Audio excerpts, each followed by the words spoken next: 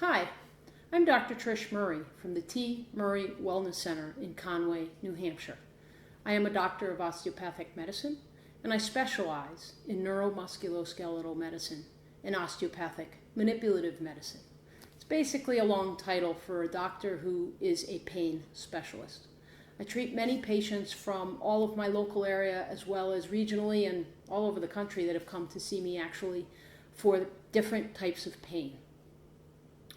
And I teach my patients movement and stretching and strengthening exercises all the time, because movement and becoming flexible as well as strong, particularly in your core strength, are extremely important, not only for people who are not in pain, but also for people who are in pain, in order so that you can heal.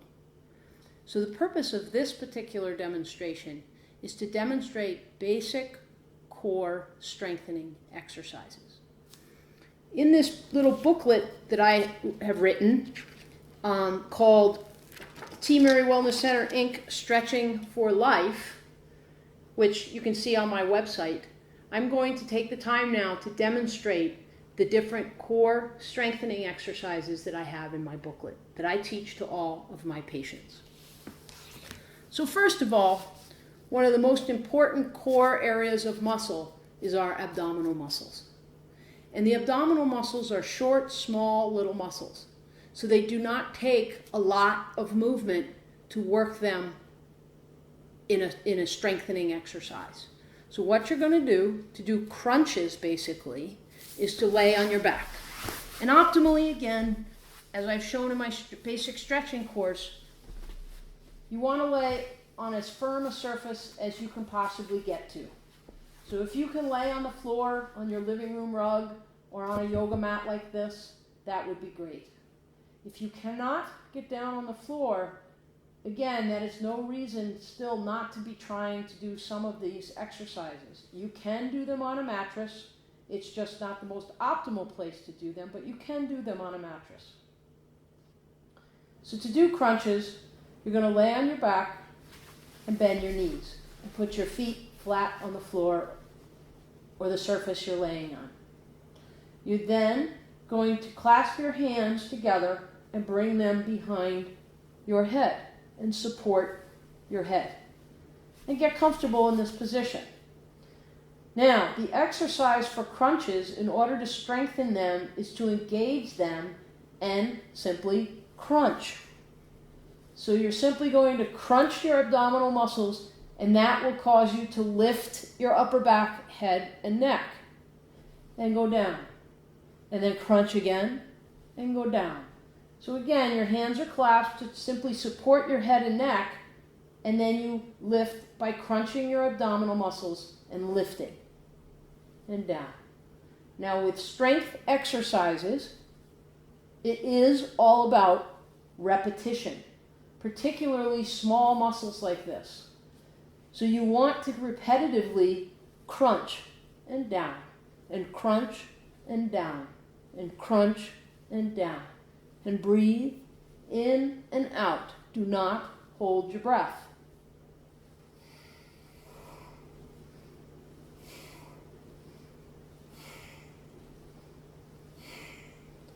I would suggest doing anywhere from 25 to 30 to 50 repetitions, because strength training is all about repetition.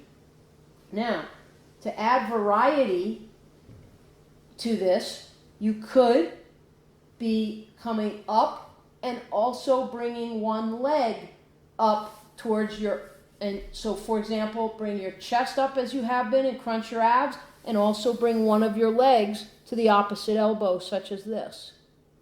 And then down. And you could do that same side a few times, maybe up towards 10.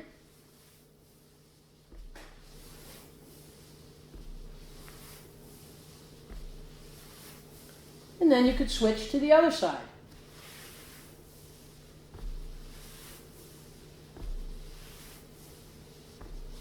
And again, repetition in strength exercises counts, or is very important. Did you notice I am not doing this fast? or in any jarring way. It is smooth, and it is at a pace that is comfortable for my body. Another thing you could do is leave your feet flat and just simply bring your elbow towards the opposite knee and then down, and do the other side and down and up from one elbow towards the opposite knee and down, elbow towards the opposite knee and down, and repeat. Make sure you're breathing.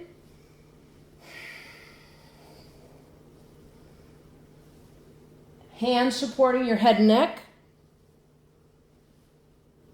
and up and down. Again, you would want to do repetitively these exercises, mixing it up with these different varieties I have shown you, and you would do as many as you can without feeling too exhausted, meaning the muscles will tell you when they've had enough. They may start to burn. If your muscles start to burn and it starts to hurt, then you should stop. And the repetitions would be depending on where your body is at. You may do only 10 and need to stop. You may do 25 and then stop. You may get to the point where you can do as many as 50 before you're able to stop. And that would be excellent because it's showing you're getting stronger. The next exercise I would like to demonstrate is called a pelvic tilt. What you're going to do is lay on your back again, flat. You're going to start out flat, bend your knees and put your feet flat on the floor. And what you're going to do is simply lift your pelvis up off the floor into what's called a pelvic tilt or a bridge. So I'm going to simply lift my buttock and my pelvis up and hold it up steadily in this position. And breathe.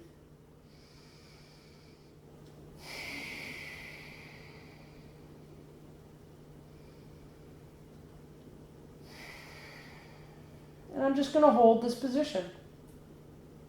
I'm going to hold it for how long?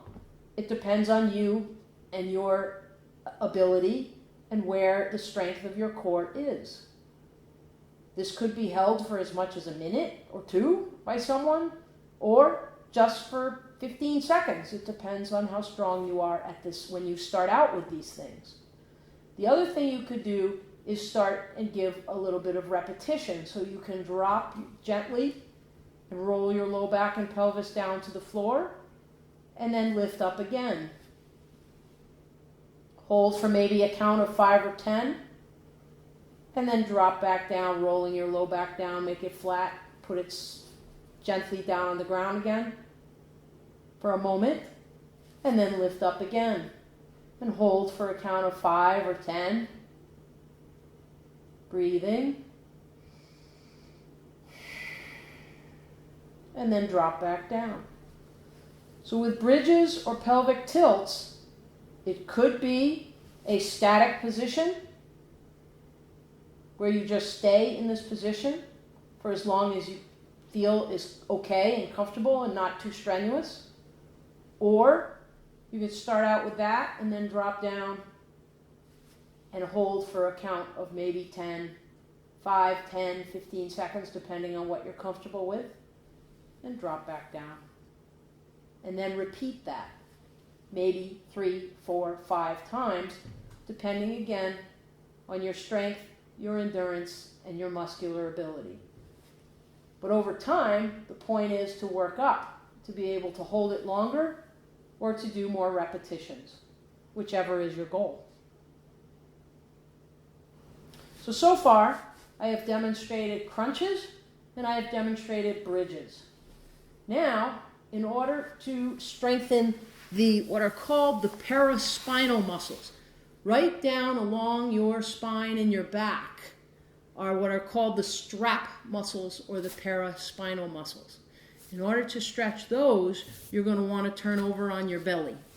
So you're going to lay on the floor or your mattress, and you're going to lay on your belly with your arms extended overhead. And what you're going to do is you're going to lift one arm only a couple inches off the floor, and your opposite leg only a couple inches off the floor. You do not need to lift them high at all. You just lift them to engage the strap muscles up and down my spine. So you're going to lift a couple inches and simply hold it. And breathe. How long, you ask? Everyone is different. When the muscles start to feel sore, when the muscles start to feel tired, then you will drop your arm and leg and go to the other side. So lift your other arm and the opposite leg from that arm. And just hold it as a static lift. Only a couple inches off the floor. You do not need to lift high. You will hurt your back. Only lift a couple inches off the floor to engage the muscles. Hold it. How long, you ask? Everyone is different. When you start to feel tired, when you feel like your muscles have exerted themselves and they're starting to exhaust, drop your arm down and your leg down and take a break. Take a breath or two.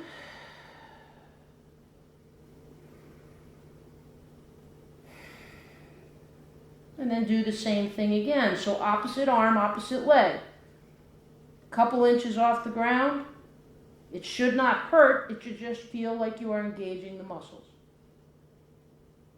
Hold in this position until your muscles feel like you can feel the strain and they're starting to feel like they're getting exhausted.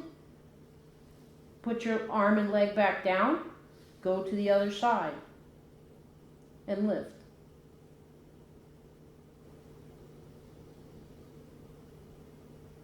When you get exhausted or you feel like you've held it long enough, the muscles have been engaged, they've been worked, drop your arm and leg. Now, one more variation to this exercise is instead of doing opposite arm, opposite leg, and then the other side, would be then to graduate to a little more difficult and lift both arms, both legs together at the same time, and your head a little bit off the mat. And simply hold this position. And breathe. How long? Depends on you. When you feel exhausted, when you can't do it any longer, or really don't get to the point where you couldn't hold it another second, get to the point where you feel as if your muscles have been worked, and then drop down. Turn your head to the side. If you wear glasses like me, take your glasses off. Just put your head down and take a few deep breaths and relax.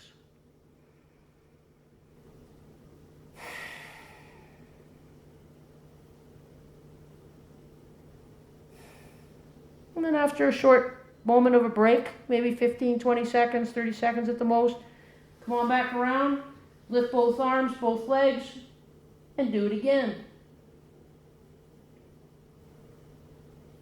Hold it until you feel as if your muscles have been engaged and worked and are starting to become tired.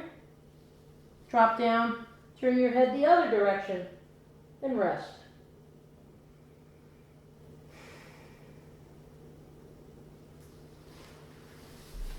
And then you are complete with those floor exercises. The crunches, the bridges, and the strengthening muscles, strengthening exercise for the paraspinal muscles, all are done on the floor, and they are, as you notice, repetitive. Stretching, as I've shown in my stretching course or demonstration, is you do each stretch one time for 30 seconds.